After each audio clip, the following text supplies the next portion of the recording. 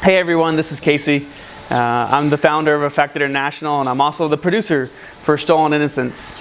I'm currently not in San Francisco. I'm actually in Kathmandu, Nepal, and the event organizers wanted me to make a short video talking a little bit about our history and why we're doing what we're doing, why we're making this film, and why it's important to us. And we hope that it can be important to you too. So Affect International started in about 2009. Some friends and I from college, we wanted to work more in India. We had a good friend who was from India. She was doing her PhD research scholar in our school, and she talked about her village and about how there were just no schools. So in between Christmas we traveled to India, and it was the first time for me ever being there, and I was quite shocked. I traveled a lot in the world. I worked in Brazil, I worked in Albania, but I had never quite understood poverty at this level. But what we saw were happy, smiling faces of children who really wanted to go to school, and that had parents who wanted to put them in schools, but the schools in this area were depleted, they were terrible. We returned back to the United States with the story that children wanted to go to school, but there were none. We raised enough money, and 9 months later we opened our first school. The first day we had about 30 children show up, and after about a month we had 120 children and filled the school to its maximum capacity. Now, in between semesters, we'd go back, work on the school, work on curriculum. But one thing that we started to notice was a very disturbing trend. In that school, our female students were decreasing. They would come for some time and then they would disappear. We would fetch the teachers and have them go meet with the parents, meet with the children, and find out why they weren't coming. For various reasons, the girls stopped coming. But we also had a few girls that we could never find.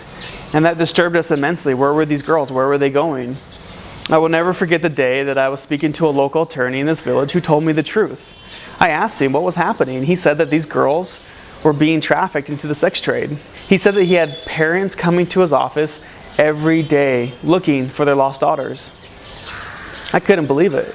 I couldn't believe at 23 years old that I had never heard of human trafficking, that I had never heard that this was actually occurring. And as I started doing more research all throughout India, this was happening. This wasn't just happening in this village that I was working at, but was happening in every village in India. And it had spilled into places like in Nepal and also in Bangladesh. I also learned that there was about 150,000 girls who were being trafficked into the sex trade. Now, that shock quickly turned into being pissed off, and that annoyance of being so pissed that I wanted to do something about it, that I wanted to make a difference. So we started talking about, what are the possibilities of making a film? Because as we went around and we started talking to people in India and back at home in the US, they said, no way, that's not happening, we don't believe it. And we said, yes, of course. Well, why haven't we heard about it? Well, that was the problem. They hadn't heard about it, their awareness was low. We wanted to change that. We wanted to change that with a documentary film. So in 2014, my good friend Chris Davis and I started filming the documentary Stolen Innocence. We didn't know what was going to happen.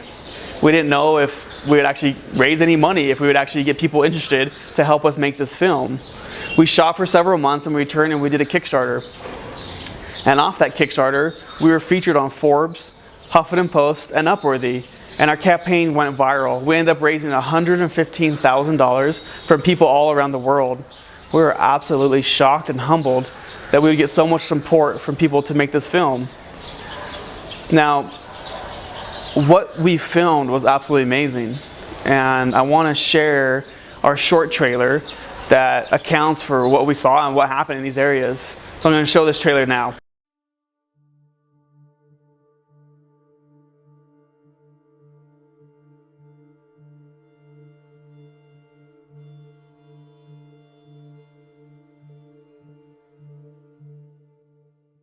Now, every single day, at least 10 children go missing in India's capital, New Delhi. It was a day after the shocking news emerged of 9-year-old being raped in Goa. That cracks seem to be emerging in the Goa government. Thousands of girls from neighbouring Nepal are being brought to major cities like Mumbai. It's thought more than 250,000 women are trafficked in India each year. India is known for its peaceful spirituality, colourful culture and traditional values. Its rich heritage inspires people from around the world to visit. But there's a problem. A dark secret. unspoken, covered up and hidden from the world. Girls are disappearing from the streets. That the demand is rising day by day. When we rescue one girl or 5 girls, we find another 5 girls landing there. These girls are exploited for money and suffer more than we could possibly imagine. When I was in that brothels, and at that time I felt that I want to die. They beat me very badly. उता लग्यो अनि फेरि होटलमा लग्यो मलाई अनि त्यसपालि त मैले नाइ भन्दा पनि तब जस्तै तिनीहरूले खै के गरिदियो बस्थे अनि त्यो बिहान पख त मेरो शरीरमा त एउटा कपडा पनि थिएन मलाई एकदमै थाहै पाएन मैले अनि त्यसपछि बिहान त्यस्तो अवस्थामा थिएँ अनि धेरै अनि त्यसपछि यस्तो म खुनको तालीमा परेको एकदमै भएर एकदम ब्लड आउने त्यसपछि एकदमै गाह्रो भयो अनि त्यसपछि अनि Every 4 minutes a girl is trafficked. 150,000 girls disappear into the sex trade each year.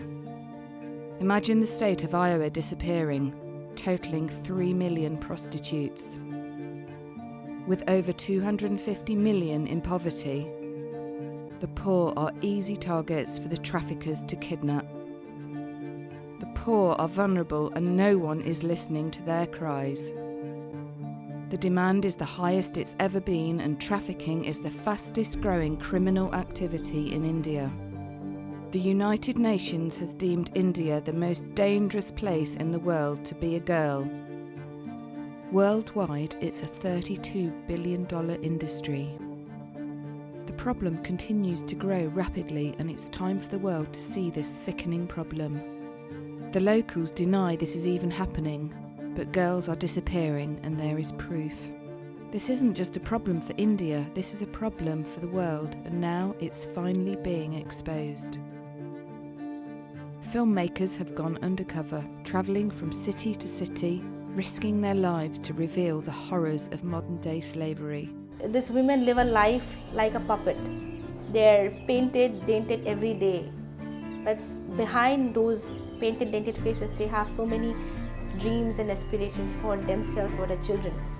Through strength and tears, courageous female survivors tell their stories for the first time. In 2015 comes a film that will inspire you, that will compel you, that will make you stand for their freedom. Together we can give these girls a voice. Together we can save them. In closing, I just want to say thank you for coming out tonight. If you have questions about human trafficking or about the film or about a nonprofit, many of my colleagues are there tonight, so please ask one of them and they will be able to answer your questions. I hope you enjoy your time and have a good night. Bye-bye.